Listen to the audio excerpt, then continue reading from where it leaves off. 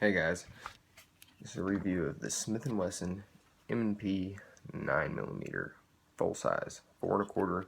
It's a polymer striker fired gun. It's got steel sights, 3-dot white.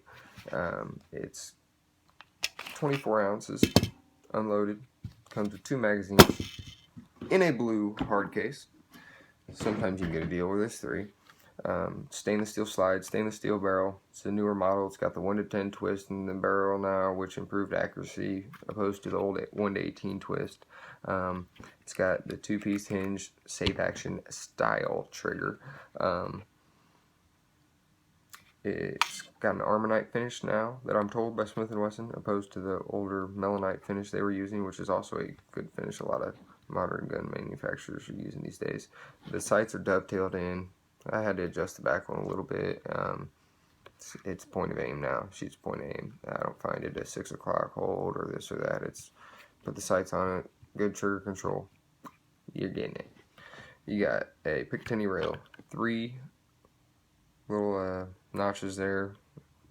Options to attach, something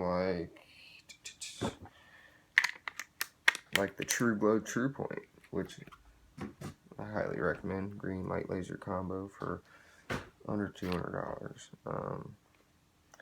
Yeah, laser is built into the laser diodes in the actual flashlight, so it's got a little more compact, I guess, design. It still comes out there a little bit, I guess. Kind of comes down, but so I don't know if they just made the lens bigger to look like that or what, but it works good. 200 lumens, constant, momentary. Got the Mo's on the other side. Highly recommend it. There's better ones out there, but it's good. It's supposed to be waterproof. There's no muzzle burn on it after using it. The gun's got a little loaded chamber indicator there. This is the 9, like I said. You can get it in 40, 357 SIG, 45. You can get it in the Shield, which is the smallest, thinnest for concealed carry. A lot of people are buying that these days. They're hard to even find sometimes, but you can get that. The compacts, you can get this for about $400 to $500. Maybe $550, maybe even more than that if you're paying a premium at a shop that charges a premium. The gun is disassembled. It's got fish scale serrations on the back here, which are very grippy. Pull the slide back, safety check. Slide, release lever down. You release, slide forward, pull the trigger. Slide comes off. 1-piece captive spring, stainless spring and rod, stainless barrel. Got 1 dimple on it, opposed to some people say 2 dimples mean this, 1 dimple means that. No. I talked to Smith & Wesson several times. Several people have told me that means, or it just tells you what machine made that barrel. The striker is really easy to take out too. You can, there's a little plastic sleeve in there. You can just pull that down, pull that off.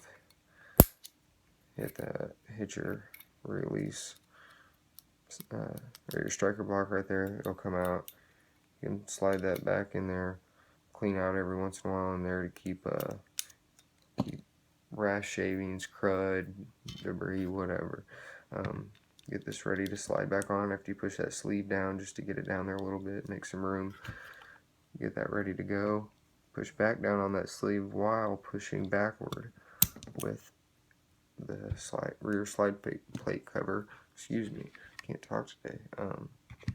Yeah, that's disassembly. The gun's not hard to disassemble. When you put the slide back on, make sure you're holding that down. Sometimes that wants to go up on you, and it will cause the gun to not go fully back like you need it to. Put that back, rotate your lever back up, release your slide, safe direction.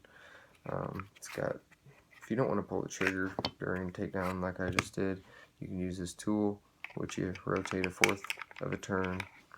The back straps come off. This is the small, so I have small hands, like the guy in the Burger King commercial. It's you can flip a sear deactivation lever down in there, which is, my hand just slipped off right there, right after I said the serrations were good too. But no, they actually are. You just barely run your hand across there and rack that slide.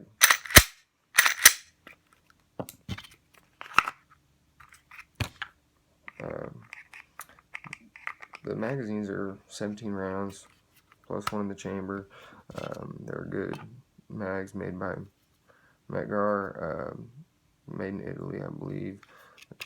You can actually fit 18 in here. They're only supposed to hold 17, but you could squeeze 18 in there if you got gorilla thumbs or been loading magazines a long time or something, or if your spring's just weakened down. I don't know, but for some reason I heard about that. I tried it and it actually worked. I don't normally do that. I actually normally download a few rounds.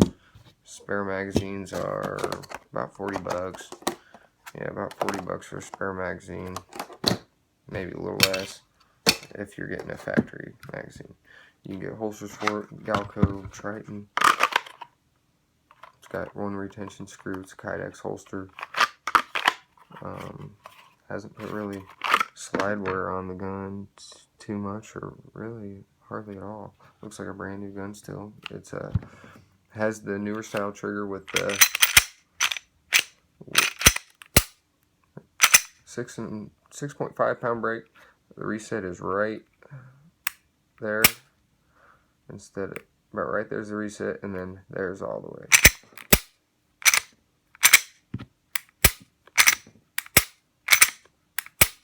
It's got a little over travel stop right there, and one on the back of the trigger. They touch. That's kind of nice. You can put the mag release on the left side if you'd like. Switch that around just by moving a spring over up inside the mag well here and popping it around, put it on the other side. No big deal. It tells you in the manual. Yeah, the sights are definitely good. I do find though the front one is a tad bit smaller than the rear one, which might cause some trouble at first, but once you get used to it, it's pretty good. The finish is good. They say it's 99% corrosion resistant. The gun is made of a Zytel polymer, which is definitely a lot stronger than the polymer of the Glock. I mean, this you cannot flex. The Glock one you can flex doing a crush grip or really, really vicing down. You know, this one is not budging. It seems like a very sturdy gun. Very, very sturdy. Very well built, too, I will say. The firearm is probably the best firearm I've had. I'll say it's probably the best pistol I've had. Handgun, semi-automatic handgun. You can opt for having the thumb safety, where those little inserts are right there. Those little plugs. That's where the thumb safety would normally be. It's a very good-looking gun. The texture's good, unless your hands are profusely sweating or you have, you know, Dawn dish soap or something on there, like Chris Costa says to do the grip test, and you know, then it'd probably slip out of your hand. But you can get Talon grips, things like that, if you're not pleased with it, which I normally do. But actually on this, I kind of like it so far. I don't know if I'll be doing any of that or not. Apex offers a lot of aftermarket trigger options for this if you're not pleased with what you get there. Yeah, the gun is really, really durable, really well made. Got 400 flawless rounds through it, and probably somewhere under 1,000 dry fires. But the gun definitely, I'm liking what I'm seeing so far, and the beaver tail feels amazing in the hand. You can get a real high grip, and I mean, the borax is just, you know, Glock-like. It's not like a SIG, definitely not like a SIG. But for the money and what you get, I think it's an amazing gun, and I don't think you can go wrong with it.